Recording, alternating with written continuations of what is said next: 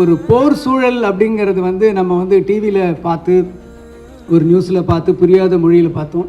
ஆனால் நம்ம பக்கத்து நாட்டில் நமது சகோதரர்கள் சகோதர நாட்டில் அவங்க எவ்வளோ கஷ்டப்பட்டாங்கங்கிறத ஒரு வார் சூழலை வந்து ஒரு வீட்டுக்குள்ளே, சார் நான் ஜாஸ்தி சொல்ல மாட்டேன், ஸோ ஒரு வார் சூழலில் வந்து ஒரு வீட்டுக்குள்ளே வீட்டில் இருக்கிற ஒரு கேரக்டர்ஸை அவங்களோட எப்படி இம்பேக்ட் பண்ணுது, ஒரு போர் வீரர்கள் அவங்க போராளிகளுக்கு நடுவில் வந்து ஒரு பொதுமக்கள் எப்படி பாதிக்கப்படுறாங்க.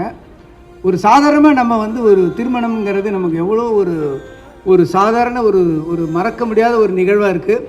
ஆனால் அதே திருமணம் வந்து அந்த சூழலில் வாழ்ந்தவங்களுக்கு, கிட்டத்தட்ட 80-90களில் வாழ்ந்தவர்களுக்கு வந்து எவ்வளோ கஷ்டமாக இருந்தது அப்படின்னு நினச்சி பார்க்கும்போது அதை அப்படியே கண்ணு முன்னாடி தத்ரூபமாக கொண்டு வந்து காட்டியிருக்காரு. அந்த வீட்டில் இருக்கிற கேரக்டர்ஸு நடிகர்கள்லாம் அப்பா வாழ்ந்துருக்காங்கன்னு தான் சொல்ல முடியும்.